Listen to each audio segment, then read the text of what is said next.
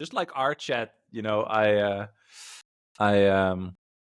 loved. Oh, now we're recording. Yeah, I loved that we talked for 2 hours last time and we didn't really record, and I messed up. So I'm happy we're back. But Happened. yeah, yesterday I talked for almost 2 hours with Michael Dunworth. Right. Brain fried, amazing. Like he just goes all over the place, and I'm trying to follow. And it's just very interesting way of thinking and very interesting brain, and I love that about having a podcast. And I think you have the same experience. Like, it's just fun to talk to people in the same space and discover their thoughts and their journeys and how they, well, in your case, were once bitten and stayed or went further down the rabbit hole. Yeah, it's just super cool. And so it's fun to make like a dual episode like this, right? It's daily therapy, I find, talking to a Bitcoiner. I agree. Well, for this podcast, I think you invited me, but we were like, let's just make a dual episode. We do it on our both of our channels, trying to think about, because we don't want to replicate our previous conversation or try to do that. But I think, and what is fun to share, like I wanted to hear about like your journey into Bitcoin, and of course we talked about that a bit. But maybe that's like a nice place to start or something. I don't know. Yeah. Like, what's your thought? Yeah, absolutely. I can give the cliff notes. I started in financial markets at the age of 19, in foreign exchange markets on the spot dollar mark desk in London in 1995. And by 1999, I had the opportunity to move out to Singapore to carry on my career out there, to further my career in a slightly different area. It was in foreign exchange options. And that was an incredible experience.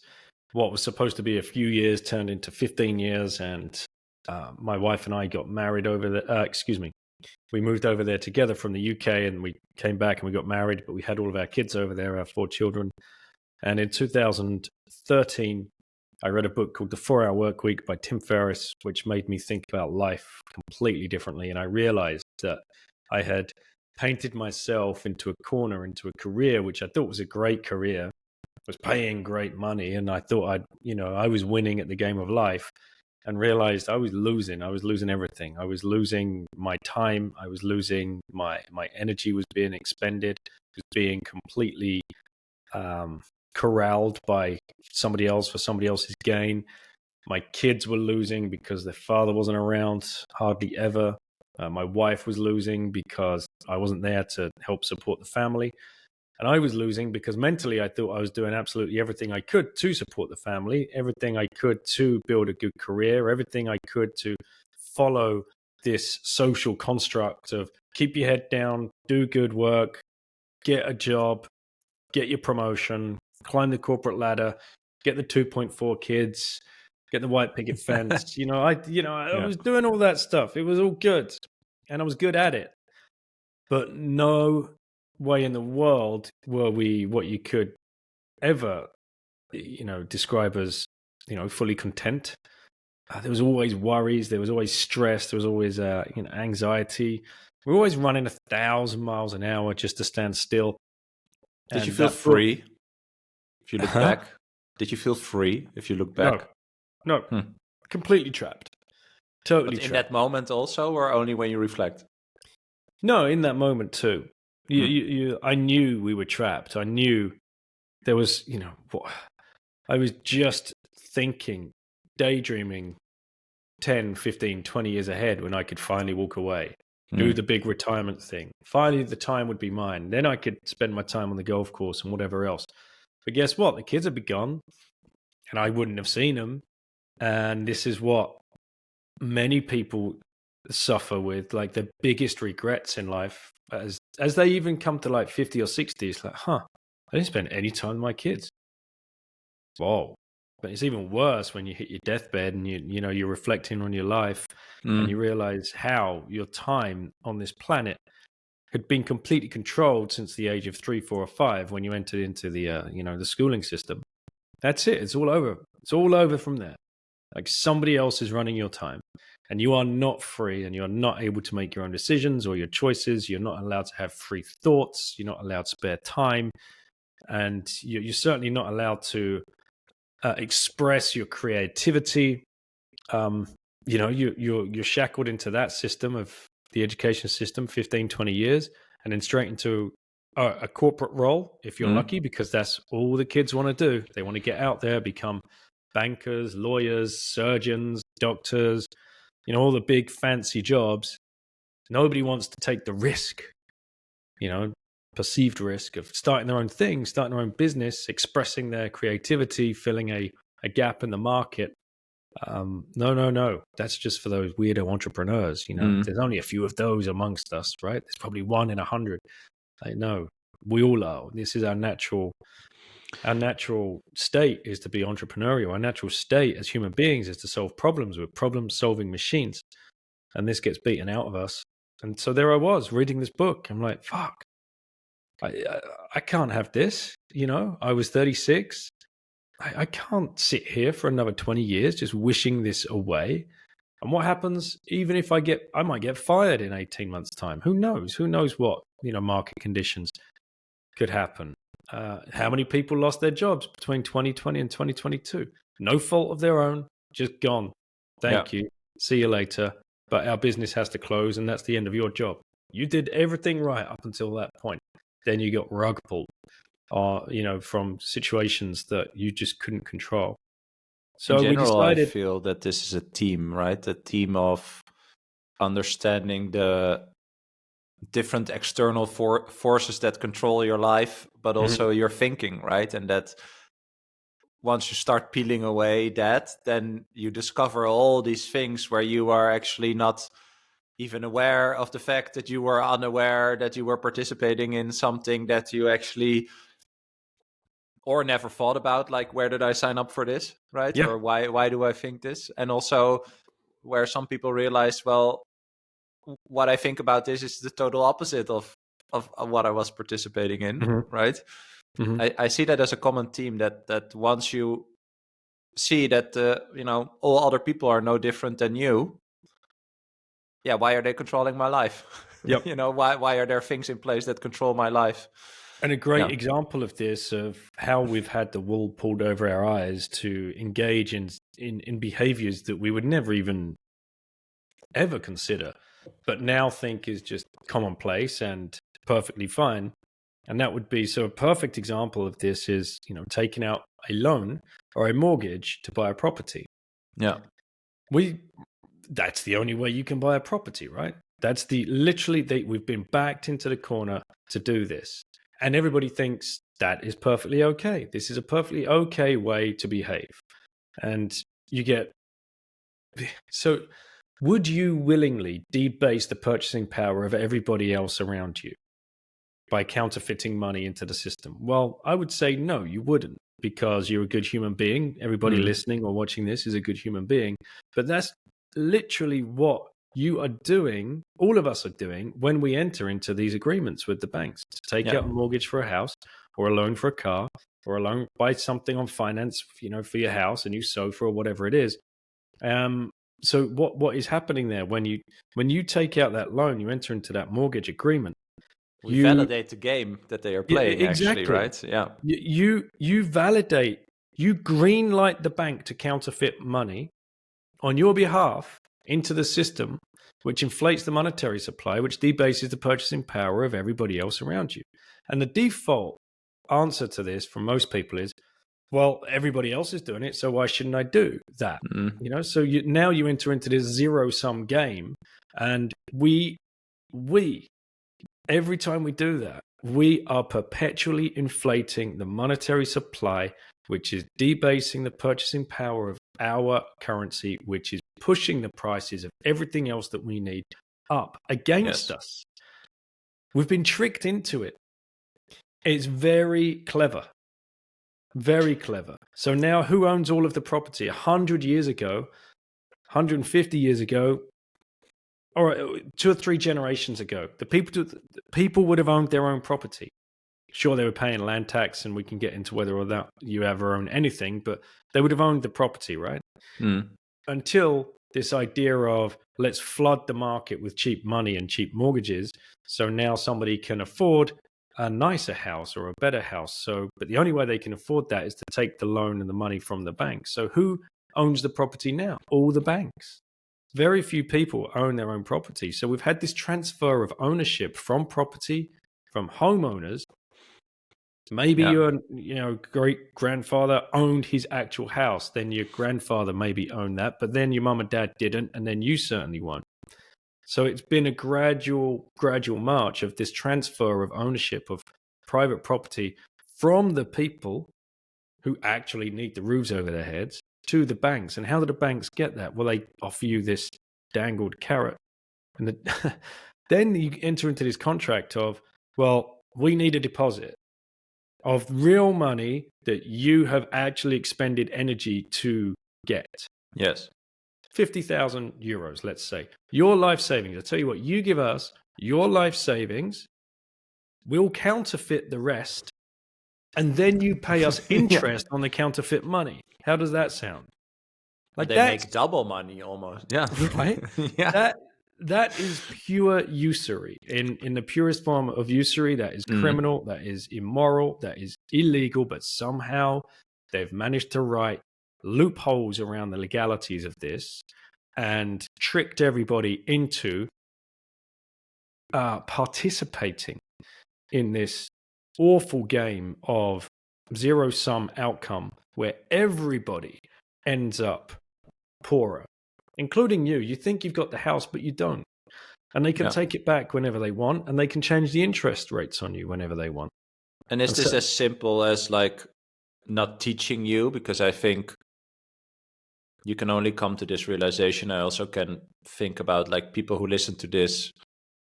And I mean, I was one of those people. So, you think about, no, this could not be that bad, right? This sounds very, very bad. Like it's a complete 180 from the perception that I think most people have as to how it works, right? Yeah, of course there's loans, and then I can buy a house because everyone needs a house, etc.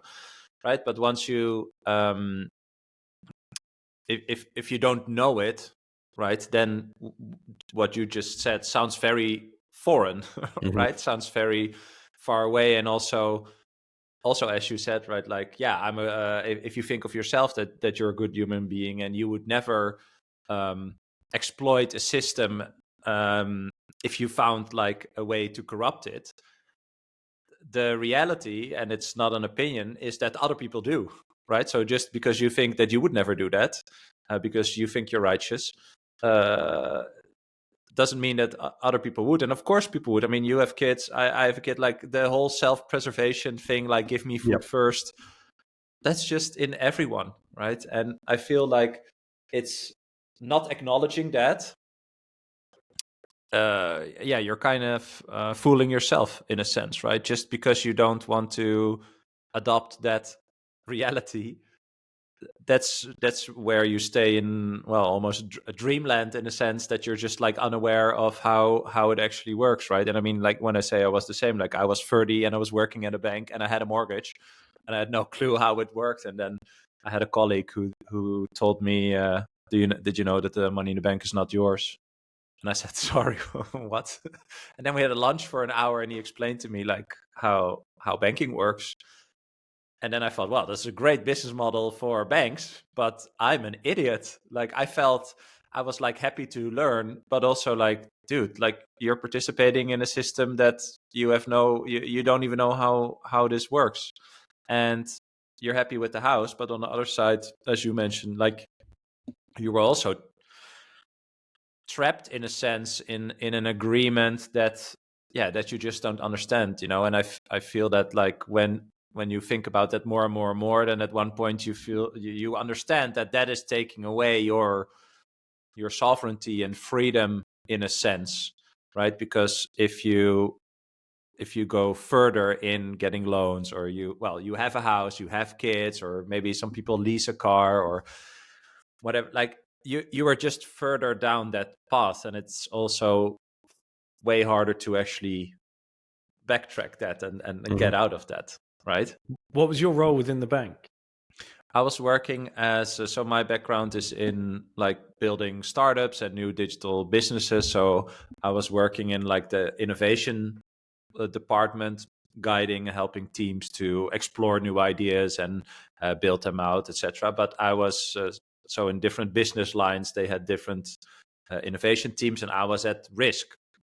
So there were all these PhD econometrist people who were working in Excel every day to make reports for the European Central Bank, which was also just a real eye opener, right? Like just seeing super smart people making a report that was always, you have a green, orange, red. It was always orange, right? Orange, but, and then some explainer. Like, yeah, it was really like the cubicle thing where people were just sitting down and like doing, and I always felt like, what a waste of brain power and life. Yeah, just energy, right? Yeah. And at one point I walked around with the head of risk, and he told me, if I send all these people home, nothing's gonna break, because if you get your loan payment, like first thing you pay for is your house. So there are almost no defaults on mortgages and stuff like that. Yeah, only if people lose their jobs, some really bad stuff happens. But in general, once people commit to that, then that's the first thing they pay every month, obviously. And so then I also thought, well, but why are these people here? And then he explained to me, well, they're making the reports, right?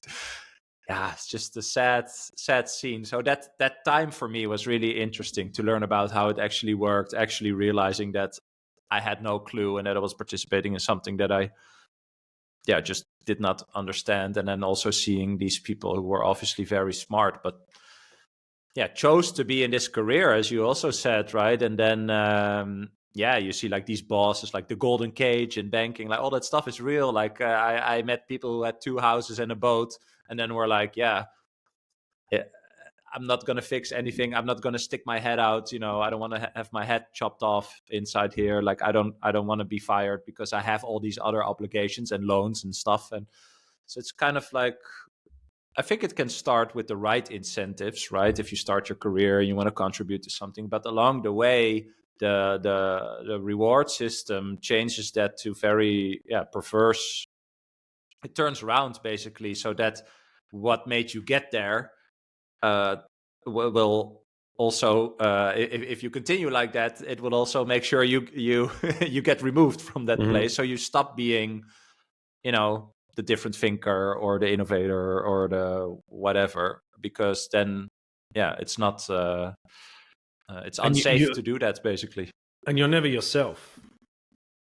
That's and that's also sad, right? Yeah because you're always wearing a mask. You're always trying. Suit.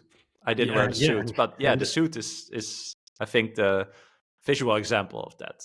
Yeah, in a sense. You can't be yourself because you get molded by the people and the incentive structure around you, and you have to become a chameleon of sorts.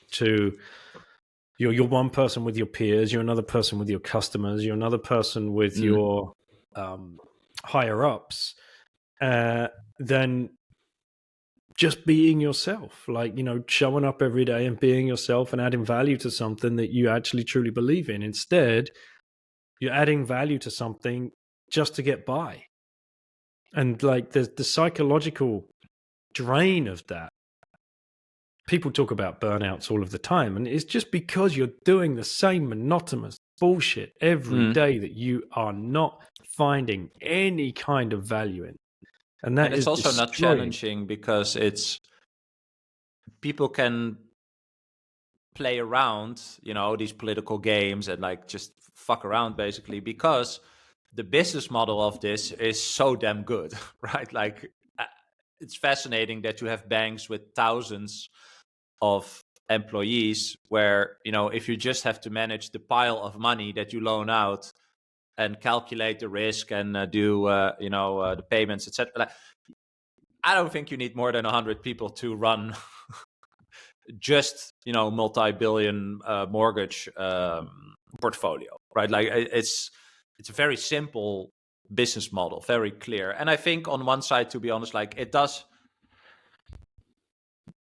the origin of banks does make sense to me. If it's credits for businesses, where if they have a good projection towards the future, but they need a loan, which is money, energy from the future right now to, accelerate their journey. I mean, like I can agree with that. Like I think that's a great function. I think when you take the step to mortgages and houses, like I think that's already where it gets a bit murky, right? Because it's the same model, but then if you start to like financialize housing, which is I don't know, is that the number 2 human right or something? Yeah. That already gets murky, right? And that then different banks with different piles of money start to compete with each other based on the rates and the service and blah blah. I don't know, that already starts to become kind of unethical if you want to go there, right? But then because it's such good money, these banks, instead of just being creditors, they start to become these institutions, and you can do investing, and there's a high net worth white glove service, like they do all this other stuff, which is basically being paid for by the profit of all the loans. And that's where kind of like the business is so good, and that's why people can mess around, because the money will be made anyway. Like if you fuck up along the way, but you can but you're politically gifted, then you can stick around, and then you can get the 2 houses and the boat and whatever. So it's kind of like when I walked around there, it was funny. Like I worked there as a freelancer, and so I had a MacBook, sneakers, and a t-shirt and tattoos. And so 50% was like, who's that? I'm not going to listen to him. And the other 50% was like, oh, he's external, maybe I should listen to him. It was really fun. So I loved being in that space just to experience it, right? Like everyone has a picture of it and how that is. So I also learned a lot, about communication and stuff like that. But it's just it's fascinating. It's fascinating to see, and also to that only worked total 4 years in banking, but like in a short period of time, you see that game. Like within 2 weeks, you understand that there's people who are just playing the internal game and creating nothing of value, basically. And they're just because there's so much money, they can play the game. It's actually, that's very sad, right? And funny, because in my like space of work, we had like all these new ideas, right? And some failed and some would continue. And then my argument all the time was, well, would you put your own money into this? If I asked you for 100K of your own money right now, like, would you put that money into this? And obviously a lot of the answers were like, no. And then I said, but well, why would you put 100K of the bank in it? Like, it's not, that's not my money, and that's where a lot of, I think, waste comes from. And it's just that all the efforts are so scattered, there's just not a lot of value being created. And if it's created, they're using other people's money, right? So it's very, I don't know, it was a long rant, but it's just, it taught me a lot, right? Like it really opened my eyes to how some things work, and then triggered me to think about it. Like, what do I actually think about it, right? Like now that I saw this information, it really forced me to, create an opinion, I'd say. And that's why we love Bitcoin, and it's hard cap. You can't just create money out of thin air. Exactly. And also the trustlessness is like the past few weeks, like that dimension of Bitcoin has really popped up for me. Like everyone has their own issues with their own ego and their own life, and we all have the same journey of, well, as you expressed, right? Like I did something yesterday. I talked to Michael Dunworth. We had the Confucius quote about a man has 2 lives, and the second begins when he only realizes he has only has one, right? Like everyone has that journey, everyone, right? And we are all the same. No one is better than you or me. Like we are just all the same, right? And once you realize that, you can also, I think, accept that if we are all the same, and eventually in the right place, we are all corruptible, because we want to I want you to die before me, basically, right? I want to live if there's a choice, right? So I will always choose myself as the survival instinct. Like once you accept that, you also will see that you don't want to follow rulers. You don't want to follow other people who create rules that become like the external influence of other people's lives. And once you think that that should not be the case, then you, I think, automatically end up at Bitcoin, because that is just rules enforced by all the people in the network, and therefore, because you can trust no one, you can trust everyone, basically, right? So we are all, the people that contribute to the network, we are,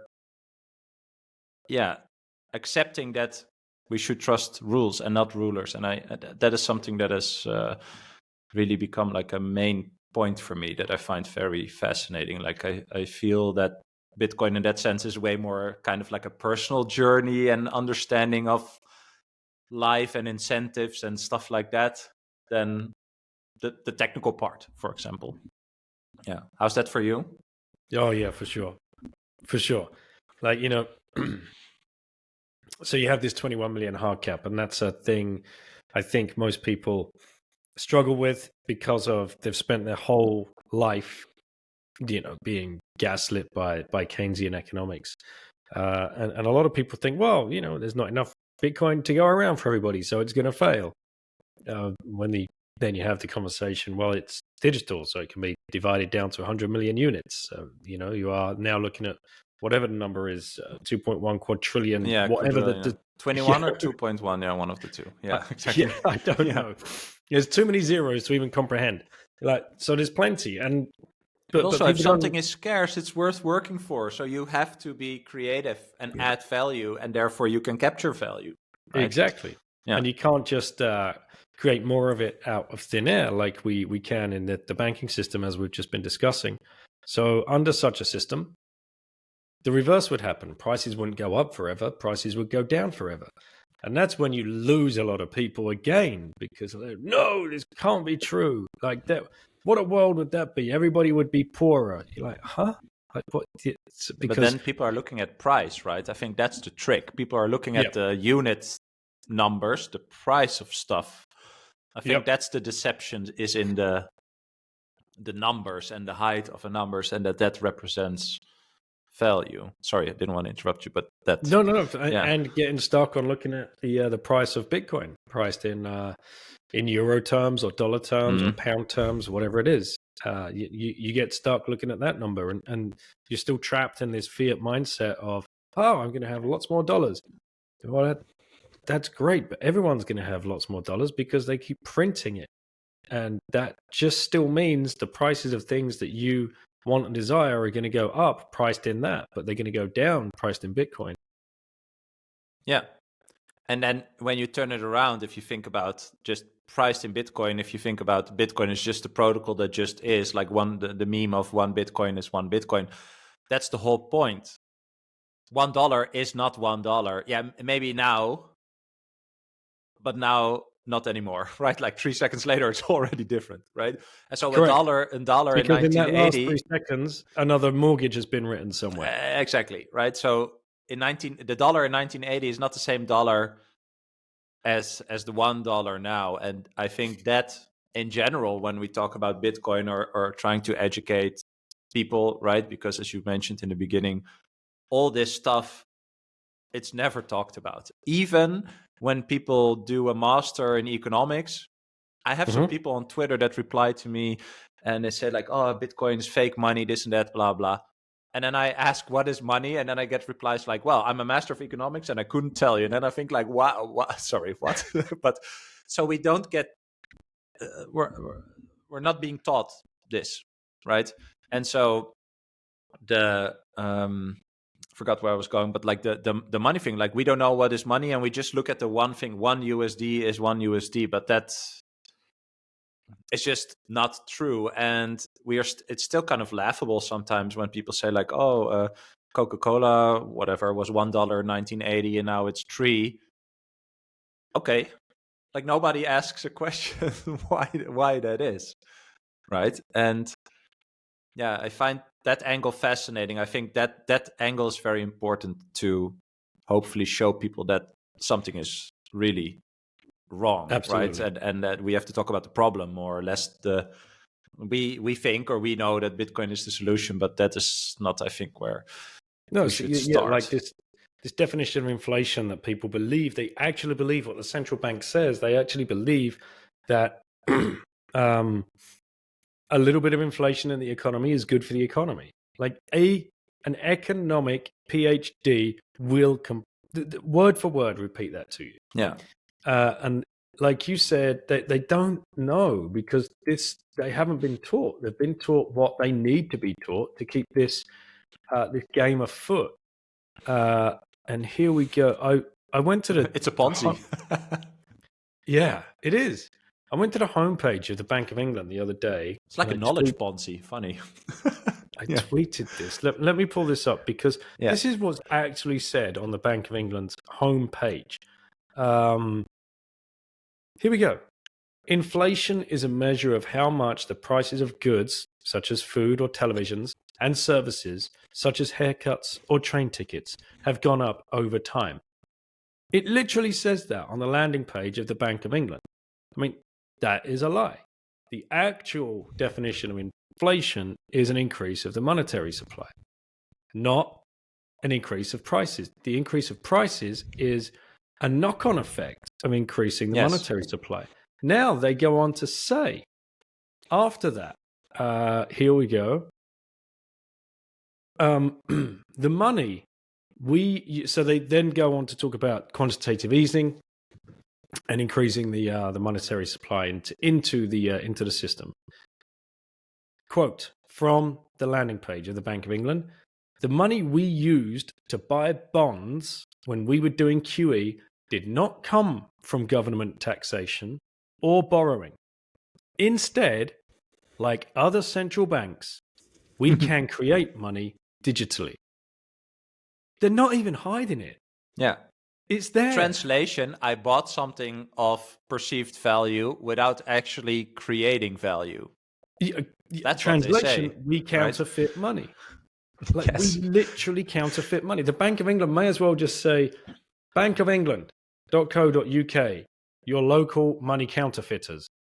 Like it, and the same for the Fed, and the same for Bank of Japan, and the same for Royal Bank of Australia. Every single central bank around the world are counterfeiting money, and then the banks that sit underneath them, that the only people that can bank in such a fashion are the ones that are licensed to do that in their country by their central bank, by their self-ordained central bank, which is not part of the government. So when people start waking up to this, you can't unsee it, and you get angry, and you go through these like 7 stages of grief, you know? Well, how could we word it differently, right? Because when you say it's counterfeiting, I talked with Jeff Booth about this, right? About inflation is theft and stuff like that. The words for a lot of people are very hard. Even when you say counterfeiting, I still feel that somewhere, right? Like it's just... And it's so fascinating because that belief that everything is okay and people are righteous and they're doing it for you, like that runs really deep. If you, especially if you grew up, I say this a lot, like in a Western country where, you know, I had food and water and a roof and grew up in the best time ever to grow up for any person who ever lived, right? So I never had or saw a problem, right? So even now that I see Bitcoin and all these problems, I still feel it when you say counterfeiting, right? I feel like, no, that can't be true, right? It must not be true, because once you really integrate that, your whole worldview changes, I'd say, right? Yeah. So, well, I've just looked up these stages of grief. There are either 5 or 7. Yeah. So let's just do the 5 because it'll be quicker, and they're pretty much the same anyway. Denial is the first one. Yeah. So when, you have this conversation with somebody out at lunch or whatever, and you bring this up, the first thing they do whenever you're trying to orange pill someone is deny. They're like, what are you talking about? Rolling the eyes. What are you like? Yeah. Of course not. Are you crazy? Are you out of your mind? Inflation is good for the economy. What website have you been on, Daniel? yeah, exactly. Take your tinfoil hat off at the lunch table. Yeah. So, right, there you go. Bam, denial. So then what comes next? Maybe because, as you plant the seed and it just slowly, like, it might keep you awake at night, or you think about it, you see something that connects a dot with what you've been told. You're like, that reminds me of that conversation. Boom. Something happens inside you, you see it. Yeah. Then it's anger is the next stage. You're angry because you should be. We have been duped. We've all been completely and utterly, totally stolen from. This is theft. Counterfeiting is immoral. And we've all been bought into this system of destruction. And you should be angry. But the problem is a lot of people get stuck there, right? We still see it, even in the Bitcoin space today. Yeah. I have to think about, before you continue, I have to think about yesterday. I think there was an episode, Peter McCormack with RFK. I saw a nice tweet. The response by RFK on what brought Bitcoin to his attention. And then he says, if the government can punish you by shutting down your bank account without even charging you with a crime, they have the ultimate power to turn us into slaves. Like, again, hard words. But that ties into this angriness. Like, once you realize that is actually the case, it's so messed up. Like that's what I meant with, then it changes your worldview, because you realize that not everything you've been taught was loving or caring or true, right? Yeah. And that there's a lot of things that have not been taught to you on purpose. This is almost describing somebody's descent into the rabbit hole. Actually, it's probably memeable if it's not been done already, because the next stage is anger. We've done anger. Denial, anger, and then is guilt or bargaining, which is what we were talking about. Like, you bargain in your mind. It's like, well, I needed to take out that loan for that extra money for that holiday. A mortgage. Most people, yes, justifying your ignorance or something. Yeah, basically that. Yeah. I needed to do that, and you're bargaining with yourself, and you're trying to find a way around the guilt that is slowly to not be disappointed in yourself. Yeah, that's good. Yeah. Which many people that have been through the Bitcoin rabbit hole arc have felt. They've felt all of these feelings, and then depression. A lot of people, and you see it, a lot of people are very depressed about, how did we get here? No wonder society acts in such a way. No wonder this is broken. No wonder that is broken. Like this is bleak. And a lot of people can get very, very stuck there. And it's very dangerous to linger in that part of the journey. Well, that's basically when you embrace the deception, right? That you lived. Tough times. Yeah. And then finally you get to acceptance, and you kind of like work your way through it. You're like, right, okay, that was tough, but at least I know now. And what can I do to change course? And that's why Bitcoin is so important to those of us that have found it, because we can opt out of that system. We can opt out of that coercion and that manipulation, and we can save. It gives it, Bitcoin is savings technology. It's like, my God, I can save again just by exchanging this fiat currency that is designed to lose purchasing power. I can flip that into something that is designed to keep or increase in purchasing power. Yeah. Wow. Okay. It's really a 180. I'm thinking maybe we should make a video on the stages of grief. Yeah. And then, just as you said, like because it is only when you go fully through it and you accept that you were unaware, that you've been duped, that you now know that you were disappointed in yourself, but now understand, because the acceptance is actually only the first part, right? The acceptance is, okay, I see the problem now. I see the effect on my life. I have made the decision that is I don't agree with that. I don't want to live this life, the one life, right? And that I'm influenced by all these other people who are no better than me, etc. Only then the rest of the Bitcoin journey starts, right? Because Bitcoin is only the solution. I think it's actually a very good like method to orange pill, perhaps, right? Because per stage you can talk about these different things, and it's actually interesting because the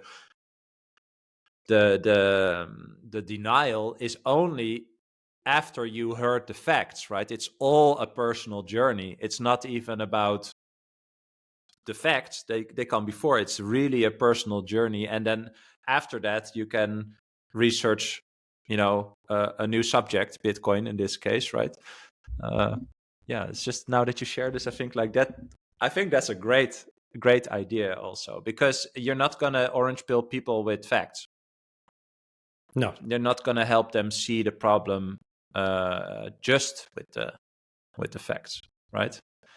Yeah. it's the way it's when I explained it to my daughter once. It's like, would you carry on playing a game with somebody that you knew was always going to win because, like, they control the manual? They just changed the rules on you, or nobody likes playing with a cheat. If you're sitting down, like 5 of you are playing a game of Monopoly, and one person keeps sliding the 500s under their lap, and everybody else knew, but you all just carried on playing the game because maybe I'll still win.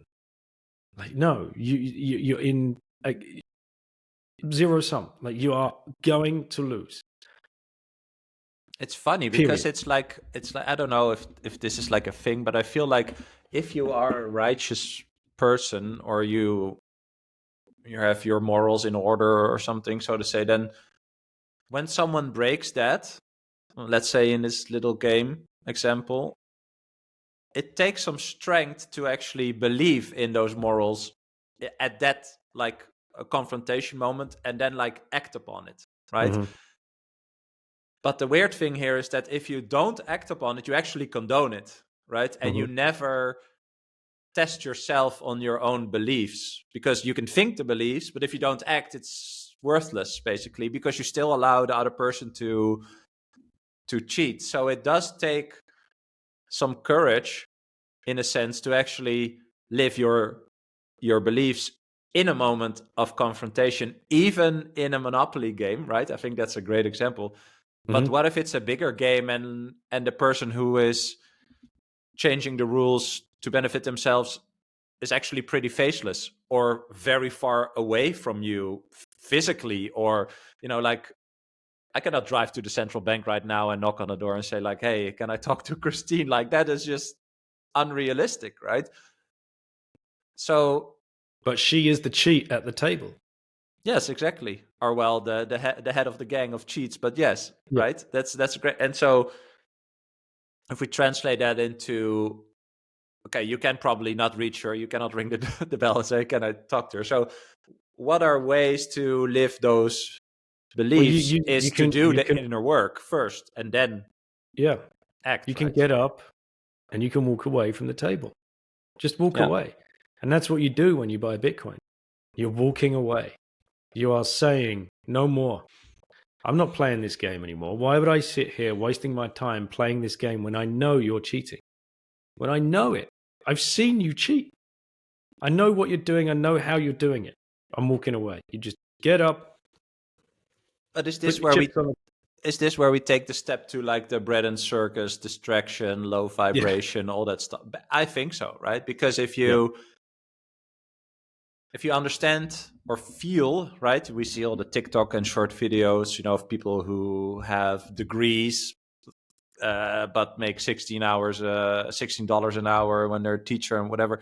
Like, people feel that something is going on.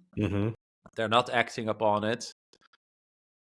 They're making selfies for likes, right? Even that is just, well.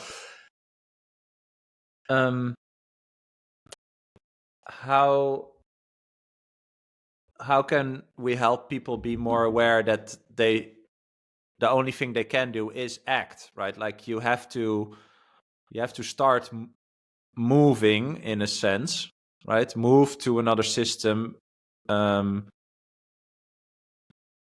Like how I lost my train of thought here, but like how can we do that? Because it is this personal thing, right? Like if you feel like this is not okay, what can I do about it? Well, if your answer is I cannot do anything about it, and you wake up every morning depressed or stressed or whatever, along with the bread and circus distractions of, there you go. That's where you were going with this. The bread and circus. along with that, then that inner journey is very difficult to understand. Okay, these are my beliefs. I am actually right.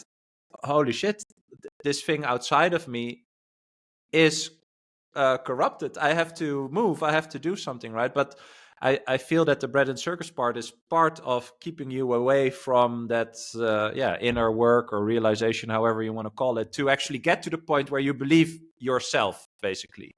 Yeah, let's unpack that for those people that might be wondering what we're talking about, bread and circuses. And I don't remember which Roman philosopher or advisor to whichever Roman emperor, but basically it was said, give them bread and circuses and they will not revolt.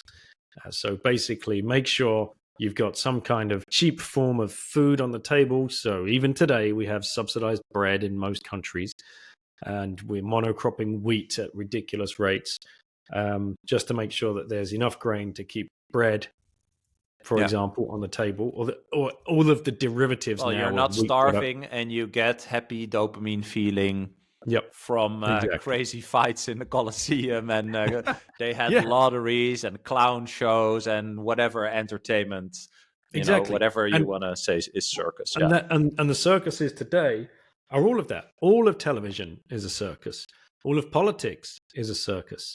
All of the sporting events are, circuses, directly comparable to the Colosseum. Because you go to a Colosseum, there's 80,000 people there, and they're baying for blood in many, many circumstances. That your team has to win at all costs. You can't go there and enjoy a game of football or a game of hockey or a game of whatever if you're emotionally involved in it, which almost certainly every person there is.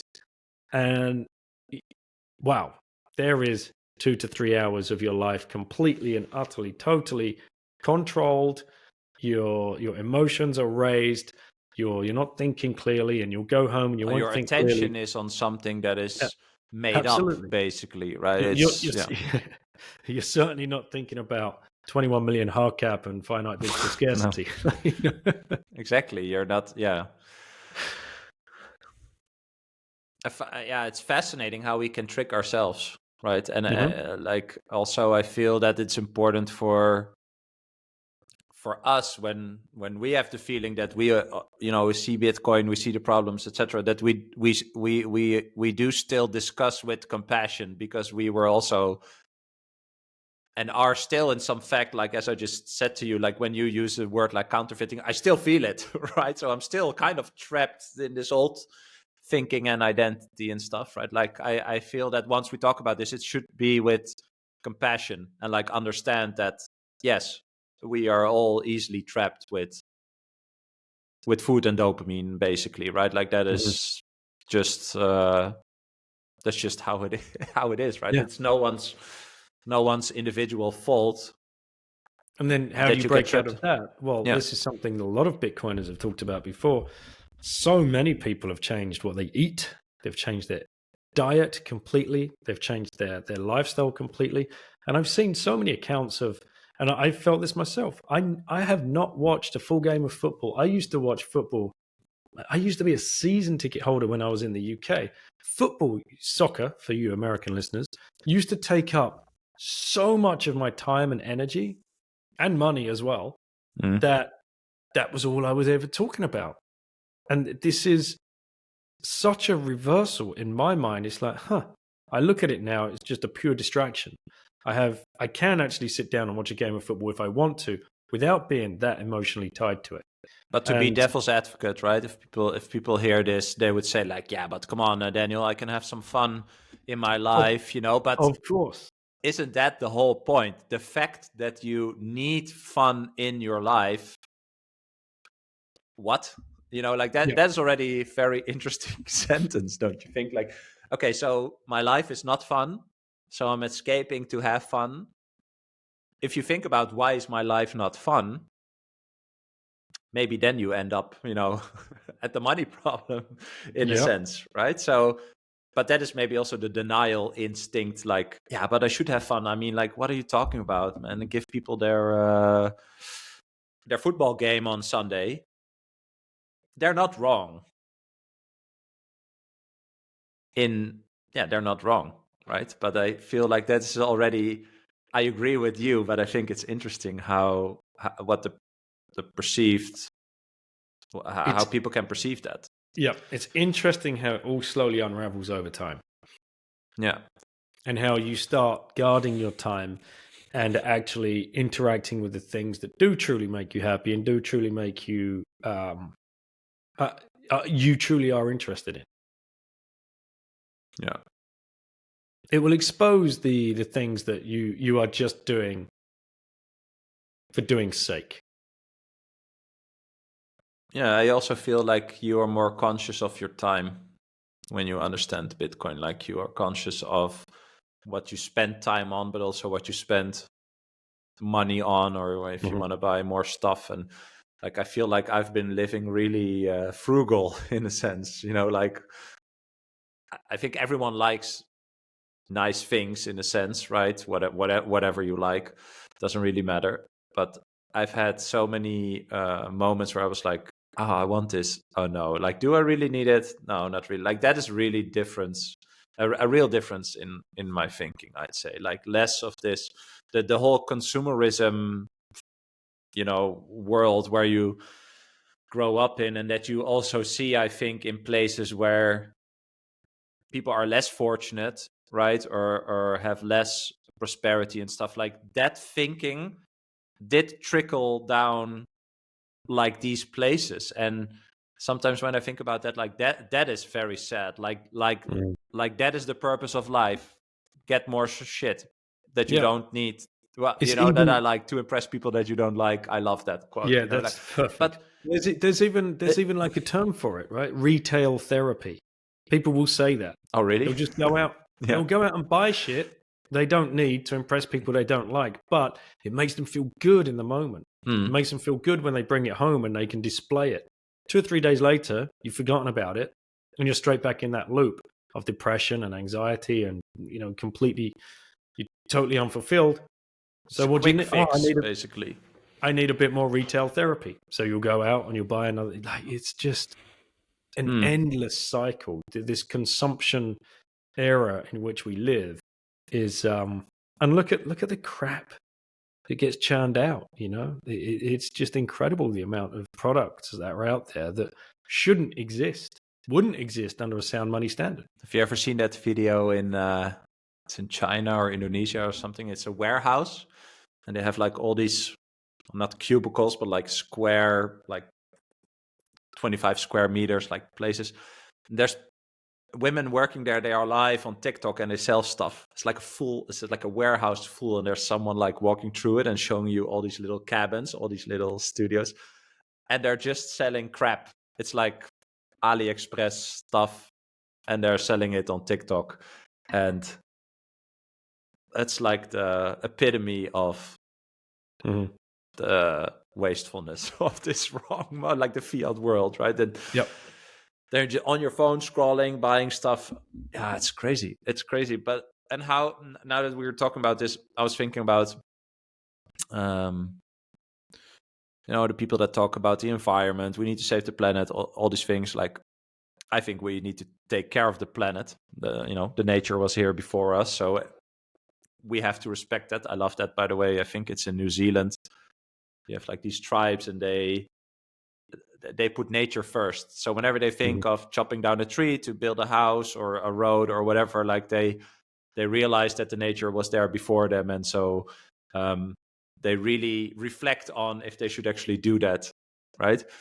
But when we talk about this mindset and people being trapped, I feel that in some ways this environmental activism type is also kind of I don't want to say circus, but it's like a social thing that people gather around without actually talking about the real problems, right? It's sometimes, although I agree that we have to take better care of the world, like it feels like this is also like a distraction in a sense. Like what do you think of that, or for these people or type of people or whatever? Mm-hmm. Like it's such an easy psyop. It's like, oh, what, you don't care about the planet? Oh, how dare you? You know, you could cancel someone immediately with like one sentence. But like the social justice warriors that would just like scream about anything without doing any kind of research, and will just blatantly mouth flap repeat what they've heard on mainstream media about the environment and what Greta has recently said. That there is no, it's way more nuanced, basis. I'd say. Like the world and everything is way more nuanced than how people discuss it nowadays, right? Like now it's like, I'm right, you're wrong. Oh, do you also think I'm right? Well, now we're a group, but that's and Daniel's an idiot or something, like I don't think it works like that. It's way more nuanced, and because these people find each other in this very narrow agreement of thoughts or something, that's why I said circus, in the sense that, oh yeah, then we're together and we feel something and we are validated and blah blah. But you are not actually right, like right. You are directionally perhaps doing a good thing, but yeah, it's also, you're spending time on this, and that is actually the whole point, that it's also a distraction from the real reasons why The we real should change reasons our why, behavior and stuff. Yeah, the real reasons why this narrative is being pushed so heavy by such interested parties and lobby groups that are benefiting and making money from this narrative. That the narrative has been curated to make money for a certain few people that have very, very big interests in the narratives getting spread around. And we just swallow it. And we're just like, yeah, okay, we believe that now, like the current thing meme. I love that. I believe the current thing. And people just have their minds changed by the news. Yeah. Mainstream media daily. Like that, they will wake up, check their phone. It used to be on the train. You would buy the morning paper when I was going in and out of work, and the headlines would be your conversational topics throughout that day. You were programmed. Your conversations were being programmed for the next 12 hours. And that's nuts. Yeah. That's absolutely nuts. There wouldn't be any discord about it. There wouldn't be any conversation, true debate. It would just be, oh, did you see this? Oh, blah, blah, blah, blah, blah. Oh, yeah, that's amazing. I better agree with him because, it seems everybody else in the office is agreeing on that side. And I don't want to be the one that has the opposing view. Yeah. Voila. Funny, yeah. Fun. It's just so interesting that it takes a lot of work to not step into that trap. It's an easy easy reward to just follow what someone else is doing, and it's hard to actually do the work. I think that you actually, it's more, the inner journey is way more important than however you connect with others. I'd say, like, how can you connect with others if you don't know yourself, right? And I think that's why that trap is so easy. That and a lot of people obviously step into that. I mean, I've definitely done that in the past, but that's why I think this is so difficult, that people are just trapped. Have you found that, like, your not only has your personality changed, people have started moving away from you because you're happy. You're happy to speak your mind now because you have truth on your side. You understand. You've seen what you've seen. You're not willing to be the guy in the bar that just goes along with the conversation. You're the guy now that's going to turn around and say, well, like, no. Like, actually, I think I do that more. I think I do that more. I was already kind of like that, in a sense that you know, even if there's a guy who comes here to the house like a plumber and he has to do stuff, like I watch what he does, not to control him, but I want to understand how it works because I cannot do it and he can. Literally why I'm paying him. And so I was always the annoying guy in class, like, oh, there's Bram again with his question. And I think like, yeah, of course, like, duh, like I ask a question because I want to understand. And sometimes I feel like there's not that many people that think like that, right? Like I have found it so fascinating when people would say that, like, oh, are you asking questions again? And I think like, yeah, like it's a conversation, right? I'm being taught something in you know, this in college, and I just want to understand better, like why would I adopt one thing one person says, you know? Like I think we are discovering together how something, for example, has happened in the past, how we view it right now, and how you can apply it in the future, right? I feel like that's a conversation, or at least should be a conversation, right? So I was always like that, but now with this, I yeah, like I said before, like I think I grew up just in a very safe, nice place, not yeah, just in the Western world, like, no, yeah, you have no problems, like there's no problems, right? Although everyone has, you know, personal struggles or traumas or whatever, like all these things, but I mean, like real life threatening stuff, you know, not no. And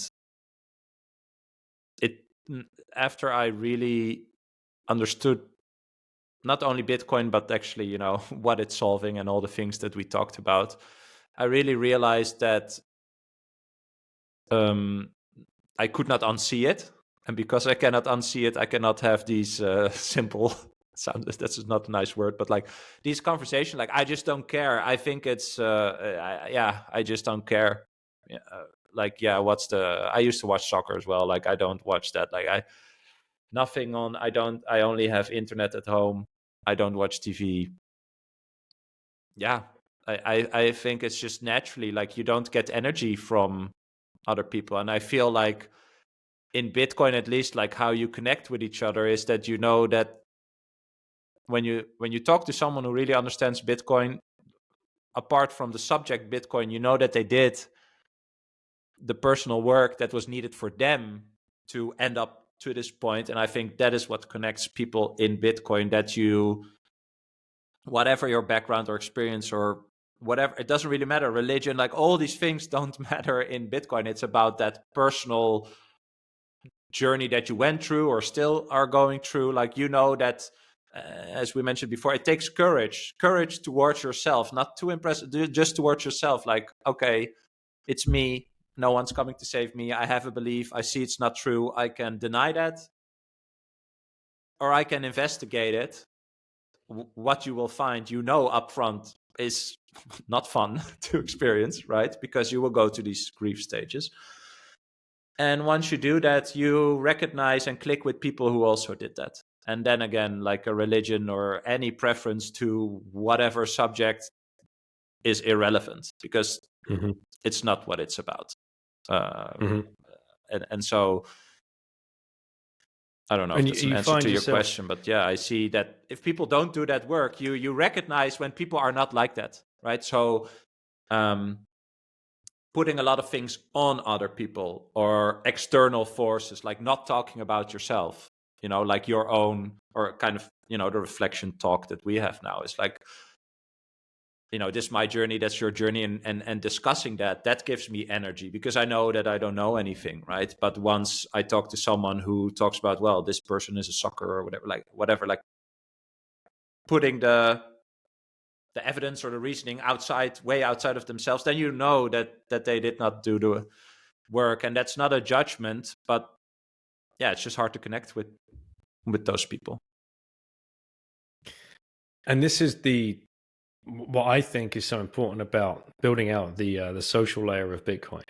And that's why I'm a big fan of going to the conferences, going to meetups, going to events, getting to meet other Bitcoiners. And I'll shill Orange Pill at, because I think they've done an incredible job over the last year of bringing people together. And the the success stories that we hear from people that have randomly met each other on that app, didn't realize they were like 10 to 15 miles away from each other, had been the lonely Bitcoiner in their family for the last 18 months, 3 years, however long, go and meet, have the most amazing discussion they've ever had with somebody they would never have met otherwise. Yeah. And to your point, you could have two people from completely different sectors, completely different ages, completely different races, completely different religions, completely different beliefs across the whole spectrum.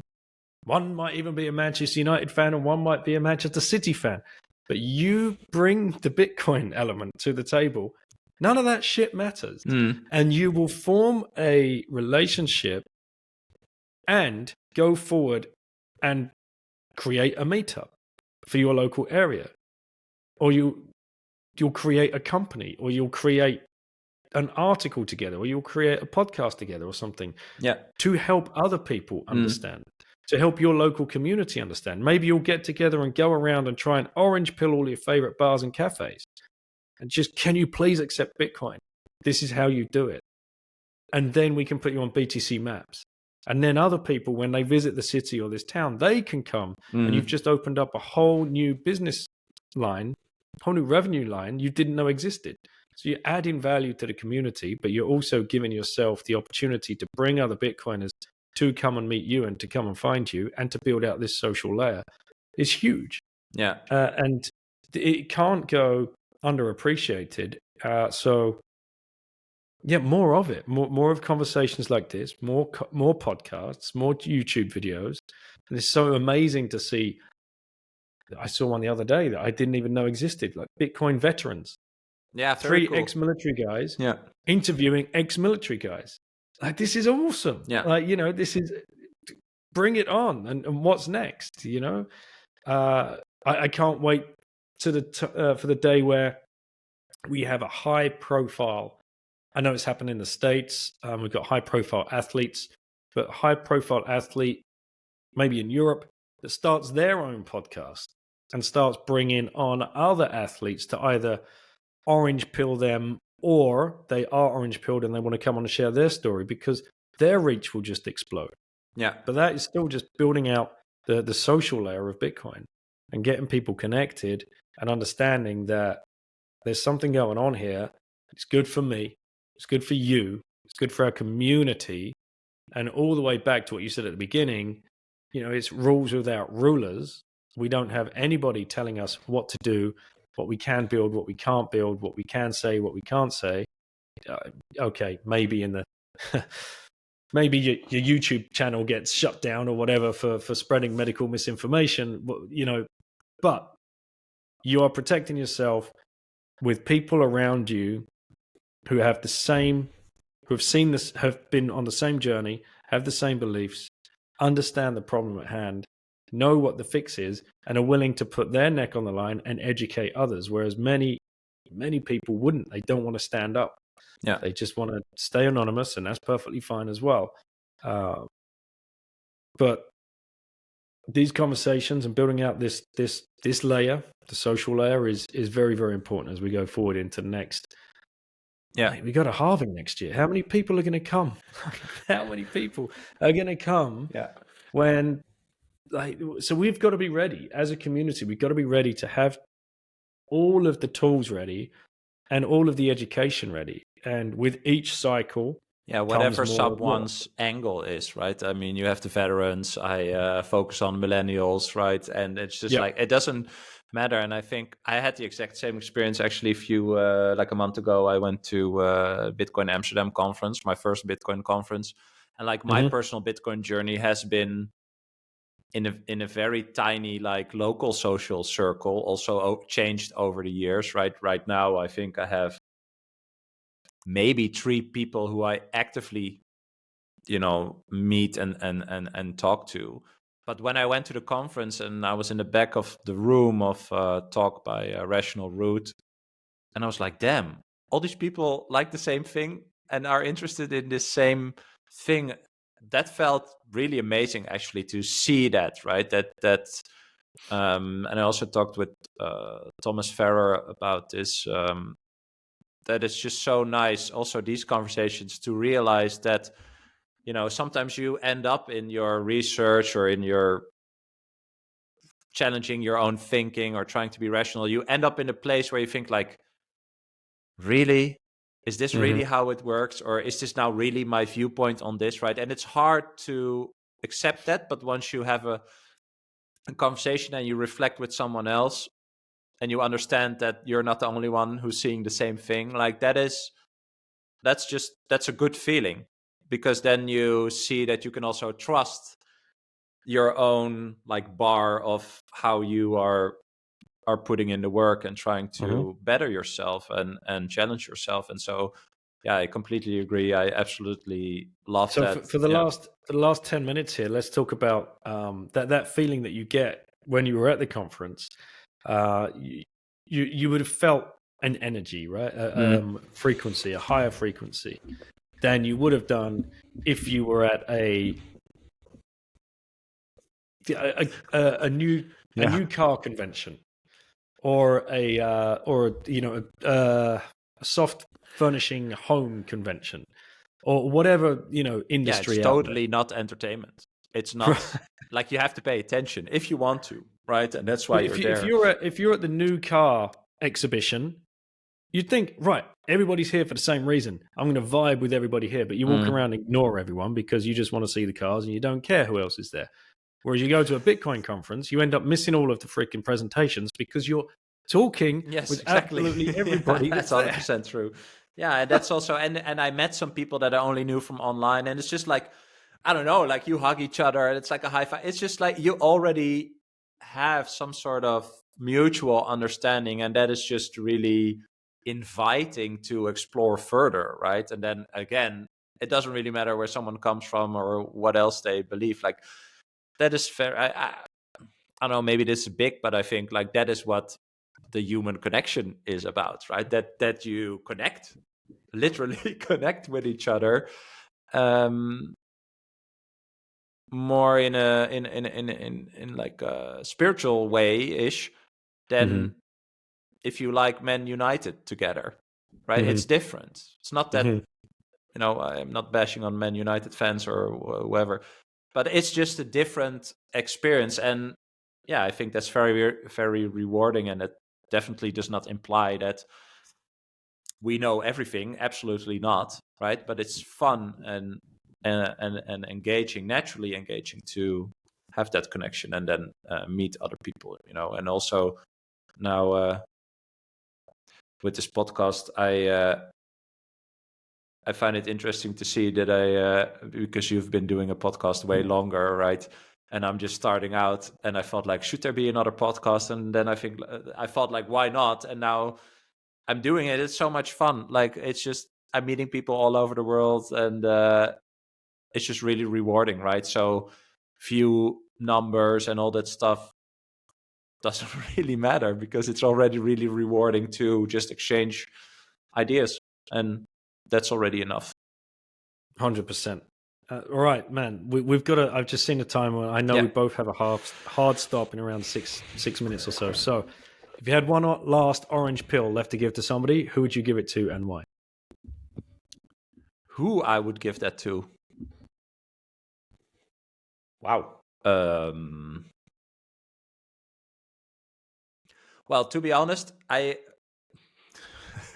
would love for someone who is very well known to actually understand it. And well known, I mean like just information distribution wise, that a lot of people would listen to what this person has to say just to get the information out, right? So I don't know, I'm thinking about like there should be a Bitcoiner on Joe Rogan, right? Or someone like, I don't know, Leonardo DiCaprio or The Rock or whatever. Just a person who has like a megaphone should actually like discuss the problem that we touched upon, just to have like an information symmetry so that people can start, because I think orange pilling is the individual journey. You cannot orange pill someone, right?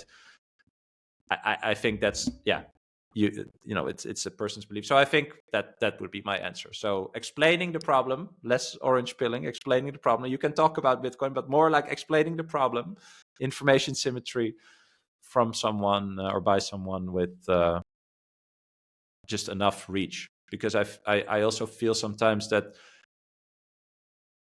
if there's 800 million or 1 billion people that understand this, it's enough. Like, not everyone has to understand it and they don't all have to move away from the current system, right? I think the people that have to move away from the current system, the total number is way less than what we actually think. What is needed to make a change? I don't think it should be 5 billion people or something. I feels like it's less to show an actual signal. Yeah.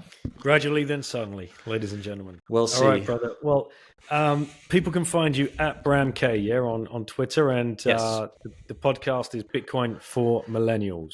Well, and your podcast is Once Bitten, right? We're gonna cross publish this. I'll add your Twitter in the show notes, and thanks so much for this conversation. I love that we just without any prep, we just did this. I think that's super fun.